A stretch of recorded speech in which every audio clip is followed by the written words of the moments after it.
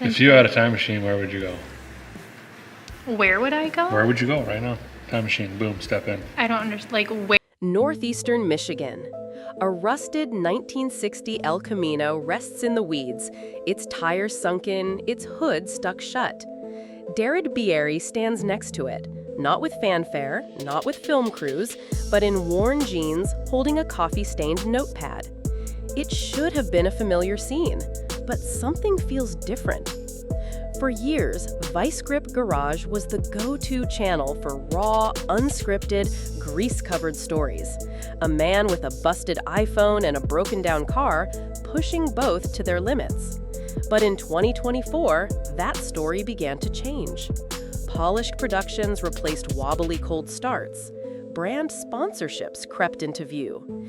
Viewers, once loyal to every upload, began to wonder, was Derek still the same man under the hood? Or had Vice Grip Garage turned into just another polished engine in the media machine? And it all began with one unanswered question. Where did Derek Bieri go? Before he was a YouTube icon, before millions subscribed to watch him resurrect forgotten vehicles, Derek Bieri was just a farm kid in Minot, North Dakota. He didn't come from a family of digital storytellers or automotive engineers. His roots were much simpler and much tougher.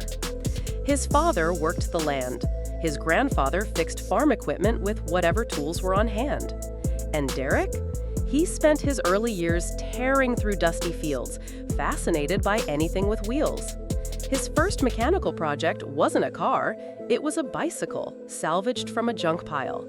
The brakes didn't work, the wiring was a mess, but Derek got it rolling. That was his first lesson. If something's broken, you don't replace it, you fix it. There were no tutorials, no online parts stores, no tech support. Just a cold shed at the edge of his family's property, a basic toolkit, and a stubborn determination to make things move. His education wasn't formal. It was forged in oil, duct tape, and trial and error. It's that foundation, those early lessons in self-reliance, that shaped not just his mechanical ability, but his philosophy. Real work speaks louder than words. And in time, the world would start to listen. In 2018, deep inside a cramped garage with no lighting crew and a phone so cracked it barely held charge, Derek Bieri made a decision that would change everything. He pressed record. The car in front of him, a long-forgotten Camaro Z28, hadn't run in years. There was no intro music, no editing magic, just Derek, a dead engine, and the hope of hearing it breathe again. When it finally did, sputtering to life through clouds of smoke, Derek burst into laughter. And that raw, unfiltered moment was uploaded to YouTube. Vice Grip Garage wasn't launched with a marketing plan. It was born out of instinct. Viewers noticed immediately. There was no pretense. Derek made mistakes. He talked through problems like a neighbor leaning over the fence. He improvised with hammers when bolts didn't cooperate. He filmed breakdowns, not just breakthroughs, and that honesty became magnetic. His voice, too, became part of the brand. Phrases like, "Let's see if she'll chooch," and "A fella oughta try that," turned into community catchphrases. They appeared on t-shirts, coffee mugs, even bumper stickers. More importantly, they sparked something rare online: trust. Between 2018 and 2020, his subscriber count exploded, not because of flashy visuals or clickbait headlines, but because people believed him. Derek wasn't just fixing old cars, he was rebuilding something viewers didn't know they'd lost: authenticity. Vice Grip Garage didn't thrive because it was perfect. In fact, it thrived because it wasn't. Where most creators polished their edits, Derek Bieri left the awkward moments in. Viewers saw bolts snap, hands slip, tools go missing mid-repair. But they also saw resilience. In a digital world obsessed with perfection, Derek's flaws became a form of storytelling. His videos weren't tutorials, they were journeys. A 600-mile revival drive in a decaying 1968 Buick LeSabre, a car that had been abandoned for over 2 decades, captured the essence of that appeal. The trip wasn't smooth. There were breakdowns, roadside repairs, and sleepless nights. But over 10 million people watched, not for the car itself, but for Derek's refusal to quit. His channel became a haven for the kind of viewer who valued grit over glamour. In every uncut sequence, in every failed cold start, Derek proved that what mattered wasn't expertise, it was effort. And behind that effort, a community was growing. People didn't just watch his videos, they saw themselves in them. Fathers showed them to their sons. Teens watched to learn their first wrench moves. Mechanics, hobbyists, and total beginners all found something to connect with. Because Derek wasn't acting. He was just working. And that made all the difference. In 2022, a new name entered the Vice Grip Garage story: Motor Trend. Derek Bieri signed on as co-producer of Roadworthy Rescues, a nationally broadcasted restoration series. It was a career milestone, the kind of opportunity most creators dream about. Bigger audience, bigger budget, bigger exposure. But not everyone celebrated. Longtime fans, loyal to the shaky phone footage and unpolished charm, immediately noticed the shift. Suddenly, the jumpy cold starts were replaced by steady gimbal shots. There were drone flyovers, clean transitions, professional lighting. The grit was still there, but it looked filtered. The backlash didn't take long. Comment sections filled with concern. Reddit threads debated whether Vice Grip Garage had gone corporate. Some viewers accused Derek of selling out. Others defended the move, calling it a natural evolution for someone who'd earned his shot. Even so, a clear divide began to form. On one side were the new fans, attracted by the sleek presentation and broader storytelling. On the other were the original viewers, who missed the messy bolts, the awkward pauses, and the guy who once filmed with oil-stained fingers. For Derek, it wasn't just a new series. It was a test of balance. Could he expand without losing his identity? Could Vice Grip Garage stay real on a cable network that edited out silence? The answer wasn't immediate, but the tension it created never really went away. In late October 2022, something strange happened. Derek Bieri disappeared. For 3 weeks, the Vice Grip Garage channel went completely silent. No uploads, no updates, no explanations. For a creator who had once posted consistently, even during road trips and rebuild chaos, the absence was loud. Speculation ignited instantly. Fans combed social media for clues. Then one surfaced. A screenshot of a now-deleted Facebook post allegedly written by Derek circulated online. It read, "Sometimes you need to step back and see what's worth keeping." Within hours, the post vanished, but the questions didn't. Was he burned out? Pressured by networks? Facing personal issues? Theories ranged from production conflicts to family trouble. Some pointed fingers at sponsors, suggesting a growing strain between content and corporate demands. Others whispered about health concerns or behind-the-scenes disagreements. In the vacuum, trust wavered. Because Vice Grip Garage was never just about engines, it was about the man behind them. The moment Derek went quiet, people stopped watching cars and started watching for signs. And when he did return, it wasn't with a long explanation or an emotional vlog. It was with another build, business as usual. But by then, the narrative had already changed. The silence had introduced doubt. And in the world of online creators, once that doubt creeps in, it's hard to wrench it loose. When Derek Bieri returned, it didn't take long for viewers to notice. Vice Grip Garage wasn't just a YouTube channel anymore. It was a brand, a business, a machine. Discount codes began appearing mid-video. Torque wrenches, fuel systems, specialty jacks, all stamped with partner logos. Product placements that once felt casual now followed a pattern. Clean shots, spoken scripts, branded thumbnails. For some viewers, it was harmless, a creator capitalizing on success. For others, it was the beginning of the end. In early 2023, Derek launched the ViceGripGarage.com store, offering branded caps, stickers, work gloves, and even garage signs. The demand was overwhelming. Items sold out within hours of release. While it proved his influence, it also stoked a growing concern among fans. Was Derek now focused more on merch than mechanics? At the same time, a subtle shift was happening on screen. His workshop, once cluttered and unpredictable, began to look curated. Episodes were tighter, edits cleaner.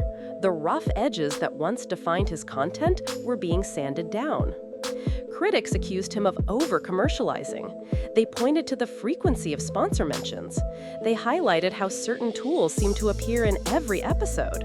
The raw improvisation, they argued, was slowly giving way to sponsored consistency. Supporters pushed back, arguing that without sponsors and sales, none of it would be possible. They saw the business model not as a sellout, but as survival. But one thing was clear. Vice Grip Garage was no longer just a project in the barn. It was an empire in motion.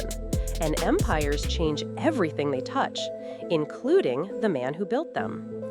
For years, Jessica Bieri was a quiet but steady presence in the Vice Grip Garage world. Whether helping coordinate travel for long-distance rescues or standing beside Derek at automotive events like Sick Week, she was part of the backdrop. Trusted, familiar, constant. Then, suddenly, she was gone. From July to September 2023, Jessica was absent from 10 consecutive uploads. No cameos, no off-camera banter, no mentions at all. For an audience attuned to every detail, her absence wasn't just noticed, it was dissected. Reddit threads popped up with timestamp compilations. YouTube comments asked if everything was okay. Some speculated it was a creative decision. Others feared it was something more personal. Rumors of marital strain surfaced. Unverified, unconfirmed, but relentless. Vice Grip Garage didn't address the disappearance. Derek didn't mention it. No community post, no Q&A, no denial. The silence only deepened the speculation. Then, almost as quietly as she'd left, Jessica returned. In March 2024, at the MCOM event in Indianapolis, she stood beside Derek again, this time introducing 5 restored classics to a cheering crowd. The footage was clipped, polished, and didn't show much, but it was enough to ease tension among loyal fans who had been watching, waiting, and worrying. Still, the questions didn't fully disappear. In a community built on trust and transparency, even brief absences create long shadows. And for some, that stretch of missing time became part of a larger, unspoken question. What else had changed behind the scenes? By 2025, the Vice Grip Garage brand had shifted gears once again, this time onto a national stage. That spring, Derek Bieri rolled 5 restored classic cars into the spotlight at the Mecum auctions in Indianapolis. It was a move that surprised even his most loyal viewers. Not because the cars weren't worthy, they were, but because for years, Derek had made it clear, these weren't investments, they were rescues, passion projects, machines with stories. But at Mecum, they had lot numbers. For longtime fans, the symbolism was hard to ignore. These weren't just cars going under the hammer, they were markers of a deeper transformation. Behind the scenes, Vice Grip Garage was now traveling with professional camera crews, full logistics teams, and even enclosed car haulers with custom branding.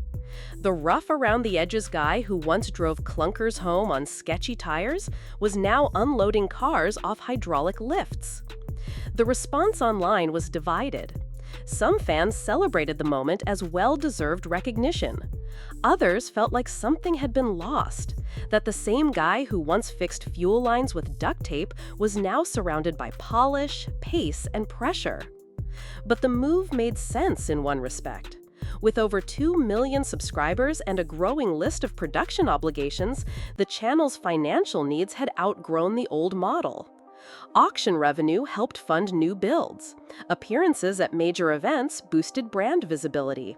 It wasn't just about storytelling anymore, it was about sustaining a creative machine running at full throttle.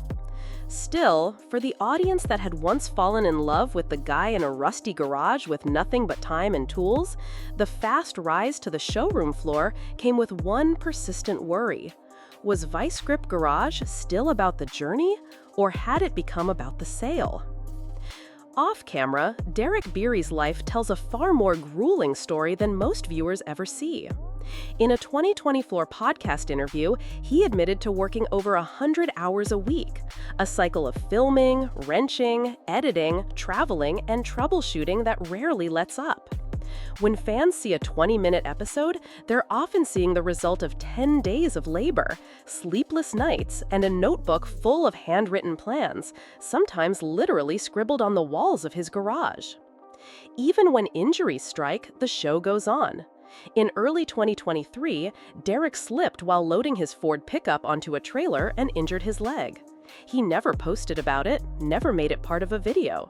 But keen-eyed viewers caught a few frames of him favoring one leg. His only public comment came months later. That set me back like 3 days. Then he picked up a wrench and kept filming. Behind the merchandise site, it's still Derek answering emails. Jessica handles logistics and shipping. There is no PR team, no social media manager. Their farmhouse in Lewisburg, Tennessee, purchased in 2020 for its lower living costs and open zoning, isn't a production set. It's home. It's also where most of Vice Grip Garage is still filmed. And sometimes, what's not said says the most. Derek rarely discusses politics, avoids public debates, and keeps his personal accounts entirely separate from the brand. But his actions speak louder. Quietly, at the 2025 Meckham auction, he donated 100% of the sale proceeds from a restored Oldsmobile 442 to a local autism charity. No press release, no Instagram post, just a small note in the event ledger and confirmation from the organization that received it. When asked about it later, Derek's response was simple. If I'm making money doing what I love, I want to give some of it back. In a landscape saturated with self-promotion, that silence may have said more than any video ever could. In late 2024, a subtle but noticeable shift crept back into Vice Grip Garage. And this time, it wasn't toward polish, it was away from it. The cuts became rougher. Jokes that once would have been trimmed were left in. Derek fumbled lines, shrugged, and moved on, without a reshoot. Cold starts returned, sometimes delayed by several painful minutes of cranking. For longtime fans, it felt like something was waking up, something real. Analytics quietly confirmed what many had already felt. Average watch time began to climb. Comments flooded in. This feels like the old VGG, and finally, we're back in the garage. Was it a deliberate choice, a reaction to fan criticism, or simply a natural return to what worked best? Derek never explained. He didn't need to. The shift was evident, not just in editing style, but in spirit. The pacing slowed, but in the right way. Viewers once again heard the awkward silences, the tap of a wrench against metal, the muttered, "Well, that ain't right." And there was more. In 2025, Derek introduced a new series called Let's Fail Together, a nod to the imperfect nature of real car restoration. The premise? Choose a hopelessly beat-up vehicle and try to bring it back to life without any clear plan. The name alone was a message. We're back to doing things the hard way. It wasn't nostalgia, it was a recalibration. After all the sponsorships, auction houses, and spotlight moments, Derek Bieri seemed to be steering the ship back to where it started, not in terms of production value, but in purpose. He wasn't trying to outdo the industry anymore. He was just trying to fix old stuff, on camera, with honesty. And for millions of viewers, that's all they ever really wanted.